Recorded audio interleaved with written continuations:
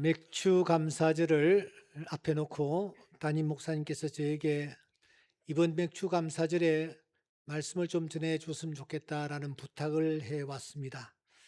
그래서 어떤 말씀을 전할까 고심을 하면서 성경을 살펴보고 있는데, 이런 제 앞으로 소포박스 하나가 배달되었습니다. 표지를 보니까 누가 보냈는지 잘 알 수가 없고, 연락처도 또 잘 알 수가 없었습니다. 도대체 뭐가 들었지? 누가 보냈지? 그러면서 궁금한 마음으로 제가 이 소포 박스를 이렇게 열었습니다. 그래서 제일 위에 이런 종이가 담겨 있는 것입니다. 존경하는 목사님께, 이렇게 큰 글자로 쓴 종이가 하나 덮여져 있었습니다. 한 장을 열고 안을 들여다보니까 그 안에 뇌 영양제 40인분이 들어있었어요. 그리고 또 에, 물을 데우는 거 뭐라 하죠?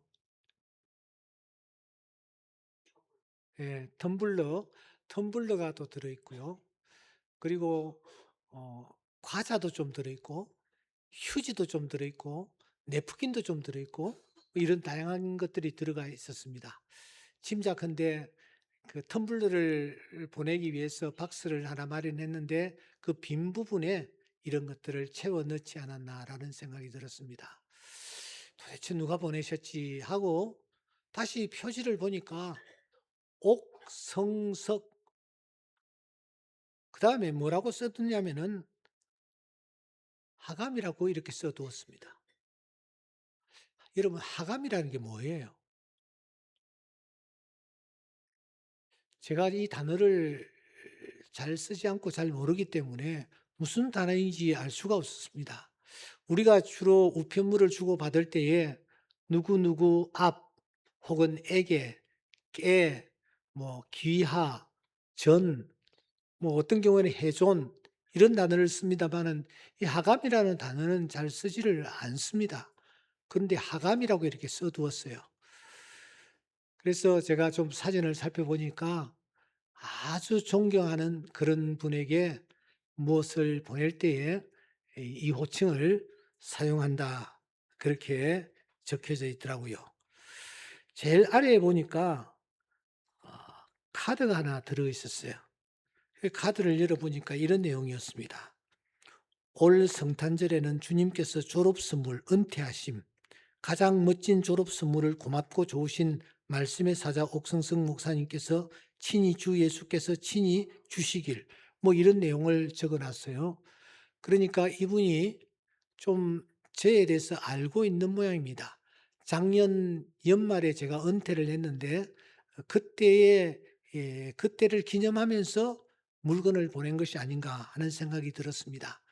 인사를 꼭 해야 됐기에 또 찾고 찾으니까 이 종이와 비슷한 종이를 언젠가 제가 받았던 기억이 나는 겁니다. 그때 제가 이런 종이를 하나 받았습니다. 존경하는 목사님께 늘 사는 날을 따라 능력 있고 강건하시길, 이런 종이를 제가 받았거든요. 그때의 소포 안에는 비락식혜 2통이 들어 있었습니다. 그래서 물어 이렇게 이분을 찾으니까 그분이 전화를 받으면서 사실은 우리 어머님의 부탁으로 제가 이것을 보냈습니다. 어머님이 경찰 출신이신데 연세는 좀 있습니다만 목사님 설교를 그렇게 좋아하고, 그래서 목사님에 대해서 친근한 마음, 존경하는 마음을 갖고 계시는데, 목사님이 은퇴하셨다라는 얘기를 듣고 목사님께 선물을 하나 보내야 되겠다라는 생각으로 이번에 텀블러를 보냈노라고 그렇게 말씀하시는 것입니다. 그와 이런저런 얘기를 좀 더 나누면서 전화기를 내려놓았습니다. 그리고 마음이 참 따뜻했습니다. 어려운 때에 생활도 그렇게 넉넉하지 않은 듯 같은데 이렇게 감사를 표하는 귀한 분이 계시구나 그런 생각을 했습니다. 이스라엘 백성들에게 하나님께서 너희들 1년에 3번만이라도 감사하는 그런 자세를 취하라고 하시면서 주신 것이 맥주 감사절입니다. 바로의 울부짖음에 이스라엘 백성들을 하나님은 구원하셨습니다. 유월절이라는 놀라운 절기를 주셨고, 그리고 저들을 홍해를 마른 땅이처럼 만드셔서 그 강을 건너게 하셨습니다. 그리고 하나님은 광야로 몰아내시고 낮에는 구름 기둥과 불 기둥으로 저들을 인도하셨으며, 뿐만 아니라 메추라기와 만나를 통해서 그들을 먹이셨습니다. 발이 부르트지도 않도록, 옷이 헤어지지 않도록 하나님께서 40여 년 동안 역사를 하신 것입니다. 그 하나님이 어느 날 이렇게 말씀하십니다. 맥추절을 지키라. 이는 내가 수고하여 밭에 뿌린 것의 첫 열매를 거두미니라. 하나님은 한 번 더 이 말씀을 강조하십니다. 칠칠절 곧 맥추의 초실절을 지키고 새말에는 수장절을 지키라. 이렇게 말씀하셨습니다. 그리고 하나님은 그 맥추절을 구체적으로 어떻게 지켜야 할 것인지에 대해서도 말씀하십니다. 내 토지에서 처음 거둔 열매에 가장 좋은 것을 가져다가 너희 하나님 여호와의 전에 드릴지니라. 내 토지 소산에 처음 익은 것을 가져다가 내 하나님 여호와의 전에 드릴지며 너는 염소 새끼를 그 어미의 젖으로 삼지 말지니라. 하나님이 반복하여 이 절기를 어떻게 지켜야 할 것인지에 대하여 우리에게 말씀하십니다. 그러니까 맥주 감사절에는 첫 열매를 드리는 것입니다. 그 중에서 제일 좋고 튼실한 것을 잘 가려서 그 제물을 하나님 앞에 가지고 나와 드리는 것입니다. 이렇게 하나님은 맥추절을 지켜야 한다라고 말씀하셨습니다. 그래서 저는 참 궁금했습니다. 이스라엘 백성들이 광야 40년의 세월을 거쳐서 드디어 여호수아의 인도로 가나안 땅을 진격했습니다. 그리고 가나안 땅을 정복했습니다. 땅을 분배받았습니다. 그리고 그때부터는 하늘에서 만나도 내리지 아니하였고 또 메추라기도 내리지 아니했습니다. 그들은 농사하여 소출을 가지고 그들은 이제 생명을 유지하게 된 것입니다. 그래서 저는요, 하나님이 이렇게 엄격하게 강조하시면서 맥추절을 지키라고 하셨는데 이스라엘 백성들이 가나안 땅에 들어와 농사를 했고 농사에 대한 소출을 거두었는데 그들이 과연 맥추절을 지켰을까 하는 것이 궁금했습니다. 여러분, 구약은 66권으로 구성되어 있는데 그 중에서 역사서는 12권입니다. 여호수아, 사사기, 룻기, 사무엘상, 사무엘하, 열왕기상, 열왕기하, 역대상, 역대하, 에스라, 느헤미야, 에스더 이렇게 12권입니다. 저는 12권을 샅샅이 뒤졌습니다. 이스라엘 백성들이 한 번이라도 하나님의 말씀에 순종하여 맥추 감사절을 지킨 흔적이 있는가? 여호수아서부터 쭉 넘어가 보았습니다. 찾을 길이 없었습니다. 아니, 이스라엘 백성들이 하나님의 말씀에 명령에 순종하여 맥추절을 지키는 흔적을 찾을 수가 없었습니다. 그러다가 마지막 부분 느헤미야서에 오니까 이런 한 귀절이 기록되어 있는 것을 확인할 수가 있었습니다. 해마다 우리 토지 소산의 만물과 각종 과목의 첫 열매를 여호와의 전에 드리기로 하였고 이게 무슨 말입니까? 지금까지 드리지 않았다라는 것입니다. 소산의 만물 각종 과목의 첫 열매 여호와께 드리지 아니했는데 느헤미야의 지도하에 이스라엘 백성들이 하나님의 말씀을 대하면서 아하, 우리가 하나님의 말씀을 지키지 아니했구나. 이제 우리가 여호와의 전에 이 만물과 첫 열매를 드리도록 하자. 이렇게 결단하는 그런 결단의 현장이 느헤미야서 10장 35절입니다. 이와 같이 하나님은 말씀하셨으나 저들은 말씀을 순종하지 아니함으로 말미암아 나라는 두 쪽으로 나뉘어졌고 결국 북쪽은 아수르에, 남쪽은 저 바벨론에 멸망당하는 그런 비참한 신세가 된 것입니다. 하나님의 말씀을 가볍게 생각하는 자는 하나님으로부터 가벼움을 당합니다. 사랑하는 여러분, 주의 말씀이 우리에게 임할 때에 말씀을 중히 여기는 은혜가 있기를 소원합니다. 말씀을 사랑할 뿐만 아니라 말씀을 중하게 여기고 그 말씀에 순종하는 자 되어야 합니다. 그러면 오늘 우리는 맥추감사절을 어떻게 지켜야 하며 어떤 상황에서 이 맥추감사절을 지킬 것인가 하는 질문이 우리 스스로에게 주어지는 것입니다. 그래서 저는 오늘 시편 6편을 통해 이 질문에 대한 답을 한번 찾아보려고 하는 것입니다. 여러분, 우리가 시편을 대할 때에는 항상 두 가지를 염두에 두셔야 합니다. 하나는 이 시편을 누가 기록했는가? 저자가 누구인가? 둘째는 이 시편이 어떤 상황에서 기록되어졌던가? 이 두 가지를 우리가 고민하면서 시편을 열어가야 합니다. 시편 6편입니다. 6편의 저자는 누구일까요? 표제에 있는 대로 다윗입니다. 다윗이라는 이 부분에 대해서는 전혀 논란이 없습니다. 그런데 문제는 이 6편이 어떤 상황에서 기록이 되었느냐, 이 문제를 가지고서는 학자들 간에 논란이 있습니다. 어떤 학자는 말합니다. 이 시편 6편은 회개의 시다. 시편 13편과 시편 28편과 시편 51편과 함께 다윗이 하나님 앞에 범죄하여 자신의 죄를 하나님 앞에 토설하는 회개의 시다. 그렇게 주장을 합니다. 그러나 또 다른 학자들은 아니야. 시편 6편은 회개의 시라고 할 수가 없다. 왜냐하면 시편 6편에는 하나님 앞에 자기의 죄를 토설하는 회개의 내용이 단 한 구절도 나타나지 않고 있기 때문이다. 저는 두 번째 견해에 동의를 합니다.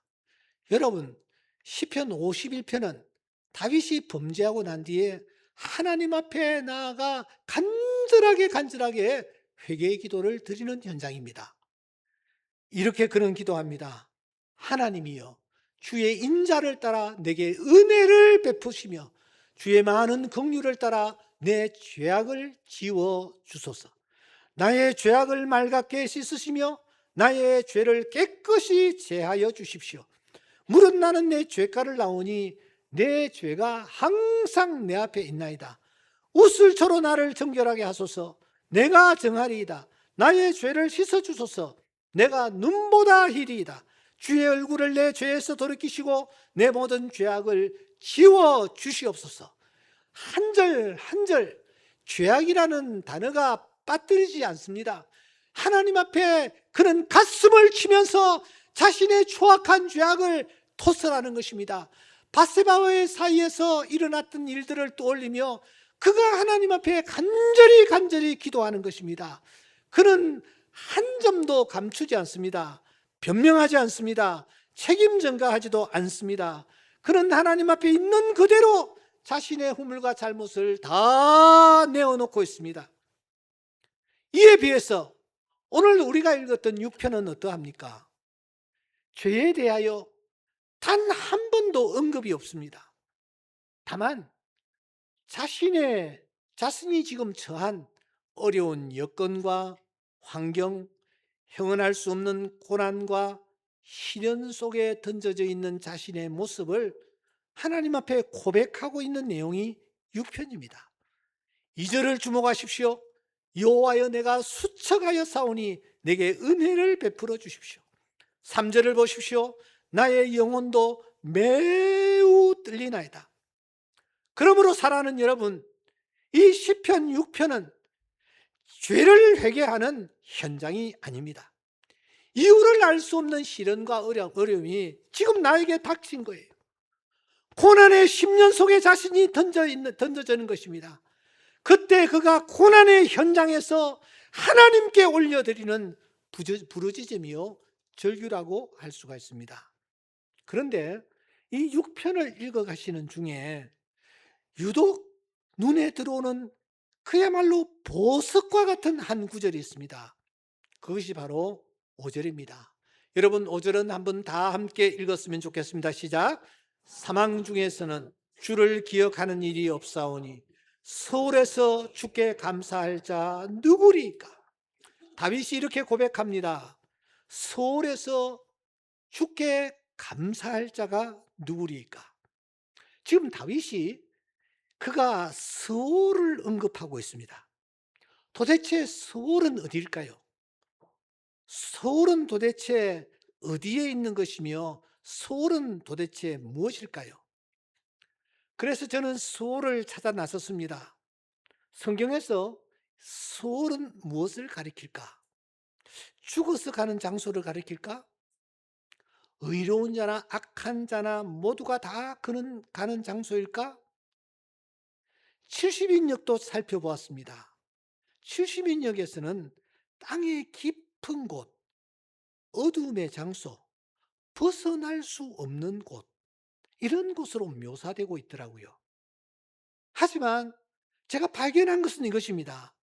성경 어디에서도 이 서울이 악한 자들이 심판을 받는 고통의 장소, 곧 지옥을 뜻하거나 음부를 뜻하지는 않는다라는 것이었습니다.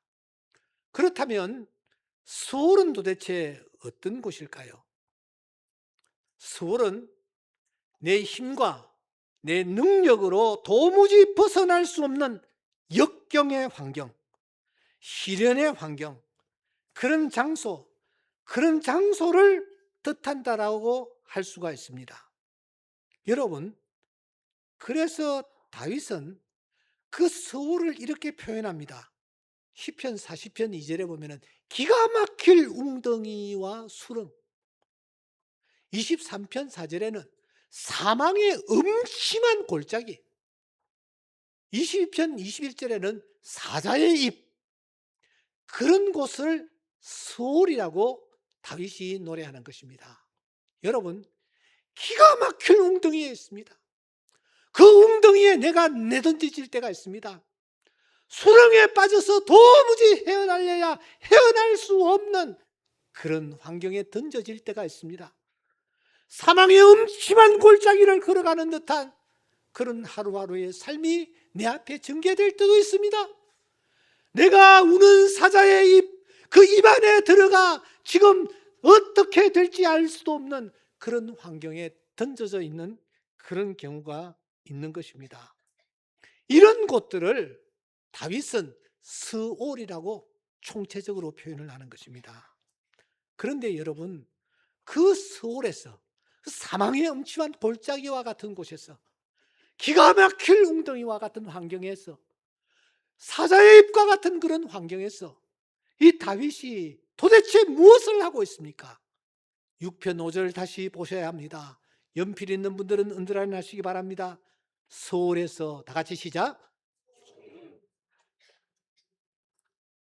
한 번 더 시작. 서울에서 주께 감사할 자가 누구리까? 번역을 잘 하셔야 합니다. 주께 감사할 자가 누구리까? 그렇습니다. 사망의 음침한 골짜기에 내가 던져졌을 때, 기가 막힐 웅덩이에 내가 빠져들어갔을 때에, 도무지 이해할 수 없는 환경에 내가 던져졌을 때에, 그런 환경에서 감사하는 자가 있습니까? 롯의 아내는, 욥의 아내는 하나님을 욕하고 죽으라고 그렇게 외쳤습니다. 보편적인 인간들은 다 그렇게 하는 것입니다. 어려운 환경에 내가 던져졌을 때에, 내 사랑하는 자녀들이 말로 형언할 수 없는 시련 속에 던져졌을 때에, 너무 건강했었는데 어느 날 갑자기 당신은 암이요.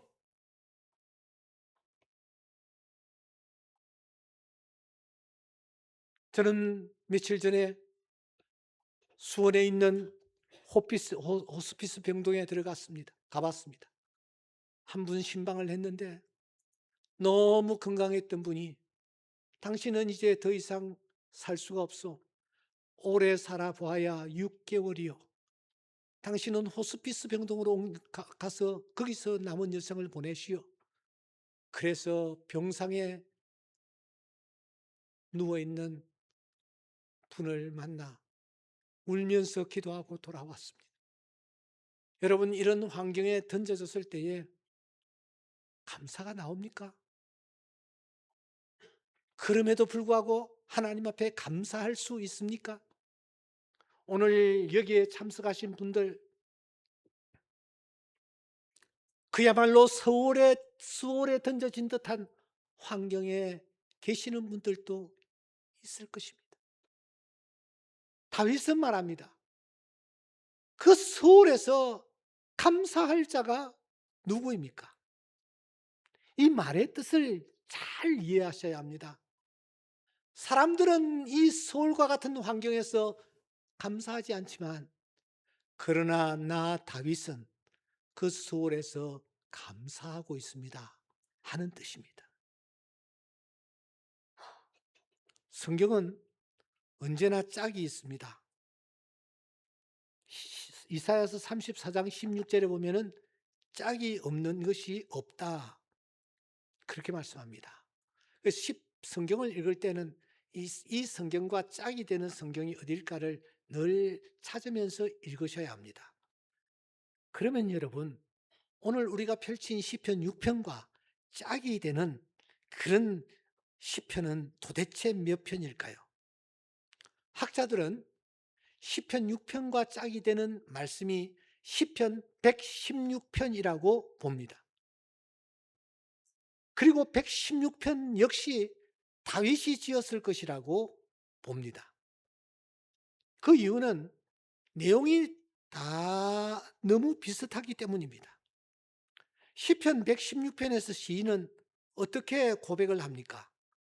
116편 3절에 보시면 사망의 줄이 나를 두르고 수월의 고통이 내게 이르렀으므로 내가 환난과 슬픔을 만났을 때에, 수월이라는 단어를 씁니다. 내가 환난과 슬픔을 만났다고 고백합니다. 그런데 그 수월에서 이 다윗이 무엇을 했습니까? 시편 116편 17절입니다. 우리 다 같이 한번 읽어보겠습니다. 내가 주께 감사를 드리고 여호와의 이름을 부르리이다. 할렐루야. 다윗이 무엇을 했다고요? 수월에서 무엇을 했다고요? 감사제를 드렸다, 그렇게 말합니다. 다윗이 지금 수월과 같은 환경에 던져졌습니다. 하지만 그는 그 환경에서 감사의 제사를 드렸다라는 것입니다. 요나가 저 깊은 지중해의 바다 속에 던져졌습니다. 아니, 물고기 뱃속에 던져졌습니다. 여러분, 해녀들이 어느 정도 이 숨을 참고 바다 속에 있는지 제가 잘 모르겠어요. 요나가 물고기 뱃속에 던져졌습니다. 경각입니다. 잠시 후에는 그의 생명이 끝나는 거예요. 그런데 그 경각, 그 짧은 시간에 요나가 그 물고기 뱃속에서 도대체 무엇을 했느냐? 요나서 2장 9절 말씀해 보시면 뱃속에서 그는 이렇게 고백합니다. 나는 감사하는 목소리로 주께 제사를 드리며. 어디였어요? 물고기 뱃속에서. 그가 무엇을 했느냐? 감사하는 목소리로 주님께 제사를 드렸다, 그렇게 말합니다. 그는 물고기 뱃속에서 이제 잠시 후면은 자기 생명이 끝나는 그런 상황 속에서 하나님 앞에 감사하는 제사를 드리는 것입니다. 그때 그 지중해 깊은 바닷속 물고기에게 어떤 일이 일어납니까? 여호와께서 그 물고기에게 말씀하시며 요나를 육지에 토하니라. 할렐루야. 온 파사제국에 방이 내걸렸습니다. 지금부터 30일 동안 왕 외에 어떤 대상에게 절하거나 기도를 올리면 사자굴 속에 던져 넣게노라. 다리오 왕의 의인이 지킨 이 방이 온 사방에 내걸린 것입니다. 하지만 그때 다니엘이라는 청년은 어떻게 했습니까? 조서의 왕의 도장이 찍힌 것을 알고도 창문을 활짝 열어놓고 전에 하던 대로 하루 3번씩 무릎을 꿇고 기도하며 하나님께 감사하였더라. 창문 닫고 기도할 수 있지 않습니까? 하루에 한 번만 기도할 수 있지 않습니까? 들키지 않게 기도할 수 있지 않습니까? 하지만 다니엘은 아니었습니다. 창문 열어 젖히고 하루에 3번씩 근무하다가 난 기도하러 간다 하고서는 집으로 돌아와서 기도했다라는 것이 아닙니까? 기도할 때마다 그는 하나님께 감사했습니다. 감사의 제사를 드렸습니다. 결국 그는 사자굴 속에 던져졌지요. 굶주린 사자들이 울글울글거리는 깊은 그 사자굴 속에 말입니다. 스월이었습니다. 하룻밤이 지났습니다. 다음날 아침 왕이 사자굴로 달려옵니다. 그가 이렇게 말합니다. 다니엘아, 내가 항상 섬기는 내 하나님이 사자들에게 능히 너를 구원하셨느냐? 이때 저 밑에 사자들과 함께 있던 다니엘의 입에서 무슨 말이 나옵니까? 나의 하나님이 이미 사자들의 입을 봉하셨습니다. 나는 안전합니다. 그렇습니다. 다니엘은 지금 사자 입에 던져졌습니다. 하지만 하나님이 그를 사자굴 속에서 건져내셨습니다. 감사제를 드렸을 때에 하나님은 이런 놀라운 기적을 맛보게 하신 것입니다. 나사로가 병들어 죽었습니다. 죽은 지 나흘이나 되어서 냄새가 나고 있었습니다. 마르다와 마리아는 주께서 여기 계셨다면 내 오라비가 죽지 아니하였겠나이다 하며 원망이었습니다. 이런 마르다와 마리아를 데리고 무덤으로 가신 주님, 무엇이라고 하십니까? 돌을 옮겨 놓으라. 주님, 냄새가 납니다. 소망이 없습니다. 하지만 주님은 옮겨 놓으라고 하십니다. 그리고 주님은 무덤을 바라보지 않고, 썩은 냄새 나는 무덤을 바라보지 않고 하늘을 우러러, 하늘을 우러러. 요한복음 11장 41절, 눈을 우러러 하늘을 보시고 그는 고백합니다. 아버지여, 내 말 들으신 것을 감사하나이다. 내 말 들으신 것을 감사하나이다. 그리고 하나님은 명하십니다. 나사로야 나오너라. 그때의 그 현장에 어떤 역사가 나타났습니까? 사랑하는 여러분, 시편 이 6편은 다윗이 사울 왕에게 쫓기는 그런 현장입니다. 하지만 그가 뛰어봤자 벼룩입니다. 그가 어떻게 왕의 감찰을 피할 수 있단 말입니까? 그가 숨어 있는 곳이 발각이 되었습니다. 엔게디 광야에 지금 숨어 있다라는 정보가 들어간 것입니다. 그때 사울은 지체치 않고 군사 3,000명을 이끌고서는 엔게디 광야를 둘러싸버렸습니다. 개미 한 마리 나갈 수가 없는 그런 여건을 만들었습니다. 그런데 공교롭게도 이 사울왕이 뒤가 말이었대. 발을 가리려. 이건 뭐 어떻게 해석을 해야 될지 모르겠지만 하여튼 뒤가 말이요. 한 굴을 찾아 굴어기에서 볼일을 보는 겁니다. 그런데 그 굴 안쪽에, 터널이 아닙니다.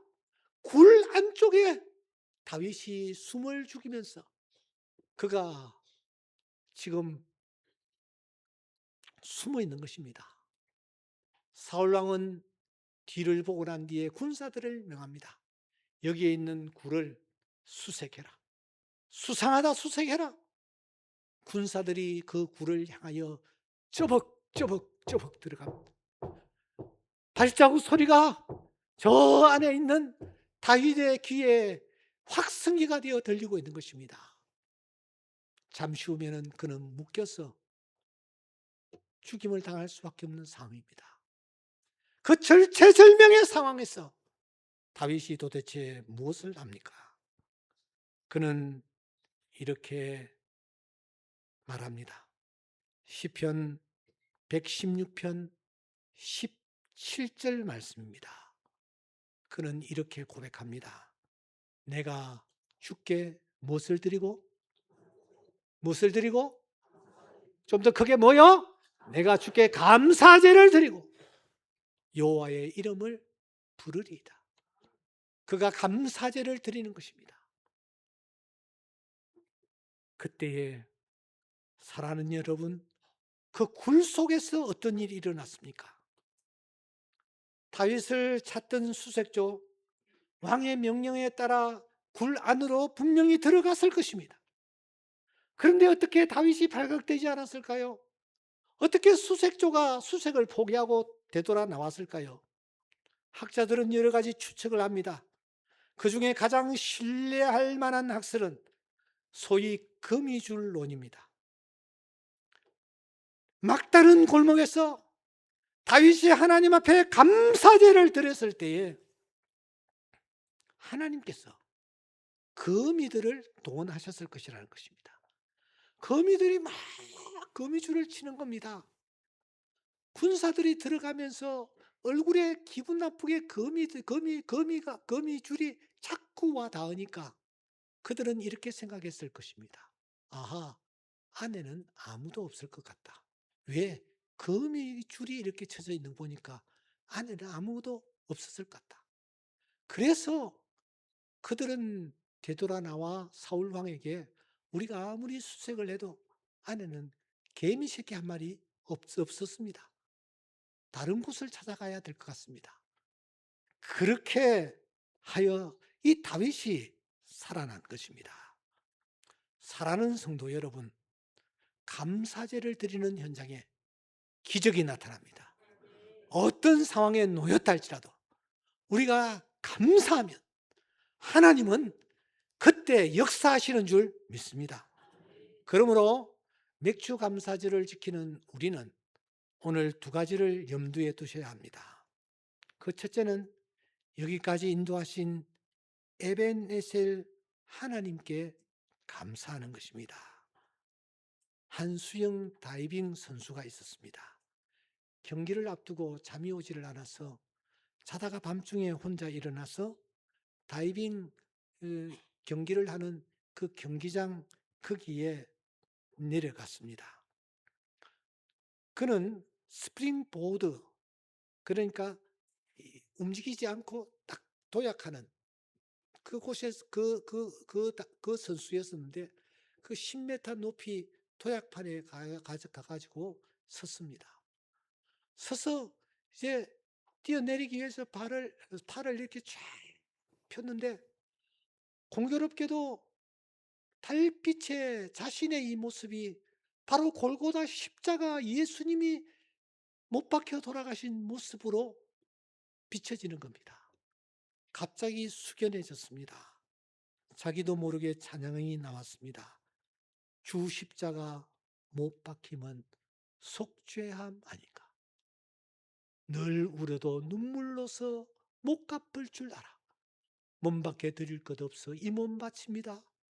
자기도 모르게 거기서 노래를 부르며 그가 마음이 정리가 되어 내가 내일 다시 나와서 연습해야지 하고 10m 도약판에서 내려오는데 내려와서 자세히 쳐다보니까 자기가 뛰어내리려고 했던 그 수영장에 물이 하나도 없이 다 빠져나가고 없는 거예요. 관리인이 청소를 위해서 수영장에 물을 다 뽑아내버린 것입니다. 여러분 상상해 보십시오. 그 물이 없는 수영장으로 그가 뛰어내렸다. 도대체 그의 머리는 어떻게 될 것이며 그의 몸은 어떻게 되었겠습니까? 너무너무 하나님의 은혜에 감사해서 그는 곳곳에 가면서 간증을 했습니다. 하나님이 나를 살려주셨다고요. 오늘 우리의 삶이 그러하다는 사실을 압니까? 순간순간 하나님의 인도하심과 하나님의 간섭이 없이는 살아갈 수 없었는데 하나님께서 여기까지 우리의 걸음을 인도해 주신 줄 믿습니다. 그래서 사무엘은 말합니다. 돌을 취하여 미스바와 센 사이에 세워 이르되 여호와께서 여기까지 우리를 도우셨다 하고 그 이름을 에벤에셀이라 하니라. 하나님이 도와주셔서 우리가 여기에 이르게 된 줄 믿습니다.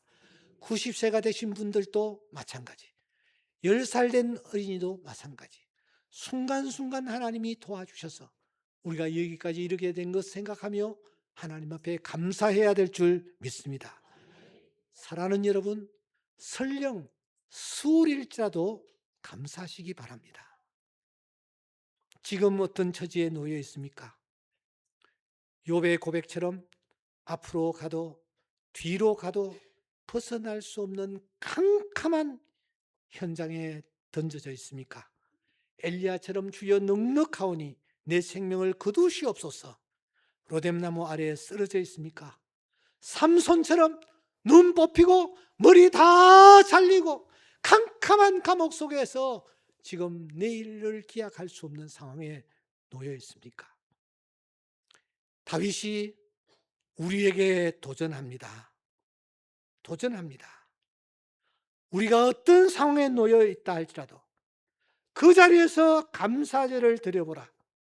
그때 그 현장에 하나님이 역사하신다. 서울과 같은 환경에 던져져 있다 할지라도 그곳에서 우리가 감사만 할 수 있다면 하나님의 은혜를 맛보게 될 것이다. 이렇게 다윗이 오늘 우리에게 말합니다. 사랑하는 성도 여러분, 여러분들은 지금 어떤 환경에 던져져 있습니까? 기가 막힐 웅덩이와 수렁입니까? 사망의 음침한 골짜기입니까? 사자 입속에 던져져 있습니까? 어떤 환경에 던져졌다 할지라도 하나님 앞에 감사하십시오. 하나님께서 감사하는 그 현장에 하나님의 방법으로 역사하실 줄 믿습니다. 기도드리겠습니다.